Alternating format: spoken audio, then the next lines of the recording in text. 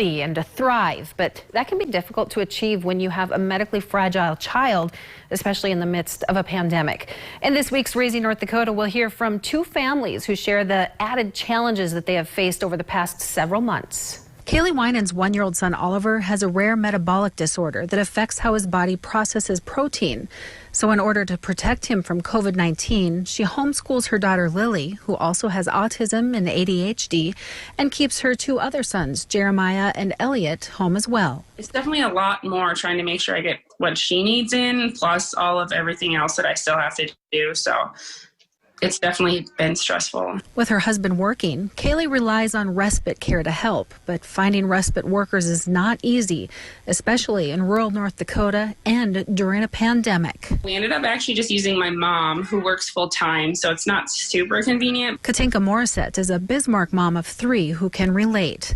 All three of her kids, Joey, Medrick, and Eleanor, have a rare condition that changes the way their bodies use and store glycogen. With all of the care required with the disease, respite is vital. It was helpful to have respite during those times because we could leave the house with all three of them and still have somebody hands-on to run a feeding pump for fluid. But even with respite, the pandemic has complicated even everyday appointments and therapies. You can't have two people in an appointment anymore.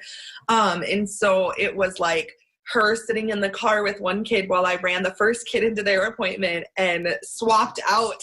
Both families worry about illness often, but just like the rest of the world, staying home 24/7 is not an option. We can't just stay home because my vulnerable child needs these medical services and needs these appointments in order to thrive. There was times we had to take very calculated risks and a lot of tears. Like I cried and I cried and I cried because we had to go to Cleveland in September.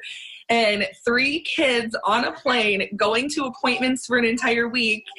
That was nerve-wracking. And with the need to take those calculated risks, both families were very concerned when the number of available hospital beds was shrinking. Kids get sick, you know what I mean? Even the common stomach flu, I mean, could be deadly to him. And it definitely worries me because if he needs a hospital stay, even completely unrelated to COVID, is it going to be available? And even after taking all possible precautions, Katinka's family fell ill to COVID.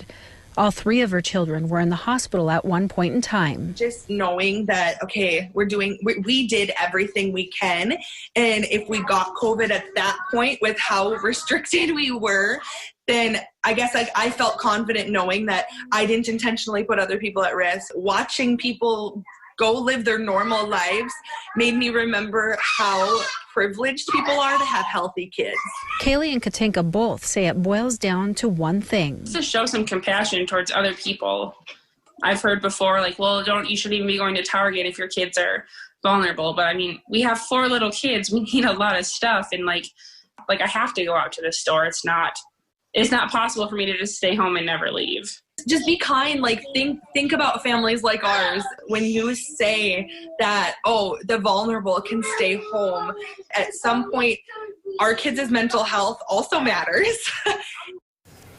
Now, many families, they have faced a shortage of alcohol swabs and medical gloves and tubing for medical machines and even glucose monitoring strips. So fortunately, as Katinka shared, much of the special needs community, they've come together to kind of help each other out whenever they can. And I have to say, Katinka's kids are doing well. The entire family has recovered.